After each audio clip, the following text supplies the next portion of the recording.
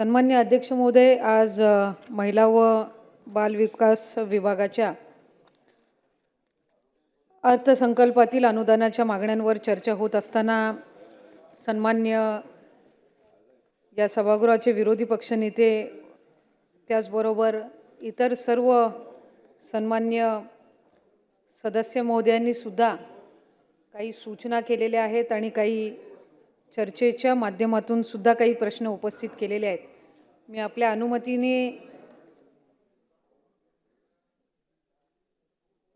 सन्मान्य विरोधी पक्षनेत्यांनी या संदर्भामध्ये भाषण करत असताना काही मुद्दे विभागाच्या निगडीत या ठिकाणी उपस्थित केले।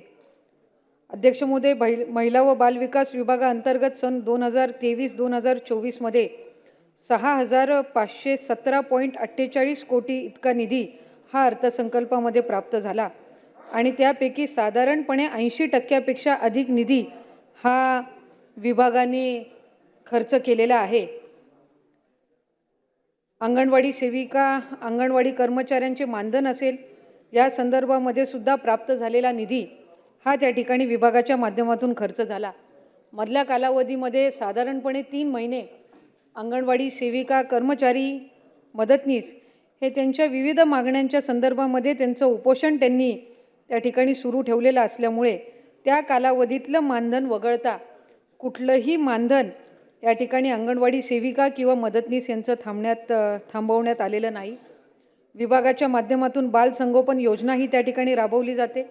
या बाल संगोपन योजनेअंतर्गत सन 2023-2024 मध्ये जी तरतूद विभागाला उपलब्ध झालेली होती ती 190.93 कोटी इतकी त्या ठिकाणी तरतूद उपलब्ध झाली होती आणि साधारणपणे उपलब्ध झालेली तरतूद ही विभागाने खर्च केलेली असून लाभार्थ्यांची संख्या ही 1,03,497 इतकी आहे। त्यामुळे आपल्या माध्यमातून मी निश्चितपणाने सन्मान्य विरोधी पक्षनेते यांनी उपस्थित जे केलेले मुद्दे आहेत यामध्ये आम्ही विभाग म्हणून अधिकाधिक निधी हा जो उपलब्ध झालेला आहे हा खर्च त्या निमित्ताने करत आहोत। दुसरे सन्मान्य आमचे या सभागृहातील सदस्य अतुलजी भातखळकर साहेबांनी नारी शक्ती दूत ॲप जो राज्यांनी या ठिकाणी आणि विभागाने महायुतीच्या सरकारने जी नवीन योजना मुख्यमंत्री माझी लाडकी बहीण ही त्या ठिकाणी सुरू केलेली आहे। 1 जुलैपासूनच या संदर्भातली नोंदणी ही सुरू केलेली आहे आणि नारी शक्ती दूत ॲप यामध्ये ऑनलाईन फॉर्म हा अवेलेबल केलेला आहे। यामध्ये GR पहिला इश्यू केल्यानंतर, शासन निर्णय निर्गमित केल्यानंतर काही सुधारणा त्यामध्ये करण्यात आलेली आहे आणि ज्या सुधारणा करून तिथं आम्ही ते ॲप अजून अपडेट करत आहोत। आणखीन काही सूचनासुद्धा आलेल्या आहेत, त्यामुळे त्यासुद्धा या ॲपवर आपण लवकरात लवकर अपडेट करून या ॲपची क्षमतासुद्धा या एका आठवड्याभरातच ॲपच्या ज्या काही सर्व तांत्रिक बाबी आहेत त्या निश्चितपणाने सोडवल्या जातील। या व्यतिरिक्त जिल्हा बँकेतल्या ज्या अकाउंट असतील किंवा पोस्टच्या ज्या अकाउंट्स असतील हे सुद्धा त्या ठिकाणी ग्राह्य धरल्या जाणार आहेत। त्यामुळे त्या संदर्भामध्ये सुद्धा मी अध्यक्ष महोदय आपल्या अनुमतीने या ठिकाणी सभागृहातील सदस्यांना माहिती देऊ इच्छिते। सन्मान्य सुनील प्रभू साहेबांनी लाडली बहीण योजनेअंतर्गत काही त्रुटी आहेत त्या दूर केल्या जातील का, ॲपच्या संदर्भातलाच त्यांनी विषय या ठिकाणी नमूद केला। त्याच्यामुळे मी आत्ताच आपल्या उत्तरामध्ये सांगत असताना ज्या काही ॲपमधल्या सुधारणा आहेत आम्ही पोर्टलसुद्धा त्याचं डेव्हलप करत आहोत। त्याच्यामुळे पुढच्या एका आठवड्याच्या कालावधीमध्येच पोर्टलसुद्धा हे निश्चितपणाने उपलब्ध असणार आहे। त्यामुळे ऑनलाईन मोबाईल ॲपसहितच पोर्टलवर सुद्धा आता फॉर्म उपलब्ध होणार आहे। ऑफलाईन फॉर्म स्वीकारण्याची सुद्धा प्रक्रिया ही गतीने सुरू आहे आणि साधारणपणे 15 लाखापेक्षा अधिक ऑनलाईन फॉर्म्स हे ऑलरेडी पात्र फॉर्म्स हे ॲपवर रजिस्टर झालेले आहेत। या व्यतिरिक्त यामिनीताईंनी या ठिकाणी भिक्षेकरी गृहामध्ये जी काही कमतरता आहे, चेंबूर येथील भिक्षेकरी गृह असेल यामध्ये असणाऱ्या ज्या काही त्रुटी आहेत किंवा तिथं ज्या काही समस्या आहेत या आपण सोडवणार का, या संदर्भामध्ये या ठिकाणी मुद्दा उपस्थित केला।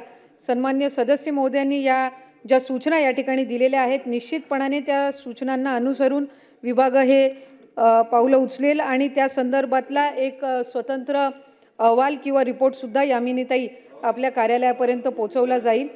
काही सदस्यांनी या ठिकाणी सन्माननीय सदस्यांनी उपस्थित केला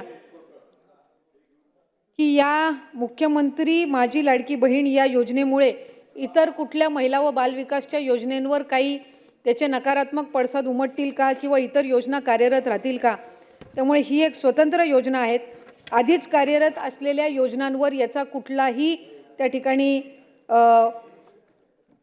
कुठलेही नकारात्मक पडसाद उमटणार नाहीत. त्या योजना आहेत त्याच पद्धतीने त्या ठिकाणी कार्यरत राहतील असं मी आपल्या माध्यमातून अध्यक्ष महोदय या ठिकाणी नमूद करते. केंद्राच्या पुरस्कृत ज्या अध्यक्ष महोदय मी आपल्या अनुमतीने महिला व बालविकास विभागाच्या सभागृहात सादर केलेल्या सन 2024-25 या आर्थिक वर्षातील मागणी एक खालील नवीन बाब क्रमांक 30 ते नवीन बाब क्रमांक 33 मधील 10,008,16,02,000 फक्त इतक्या रकमेच्या अर्थसंकल्पीय मागण्यास मंजुरी देण्याची मी आपल्या मार्फत सभागृहास विनंती करीत आहे. एबीपी माझा, उघडा डोळे बघा नीट.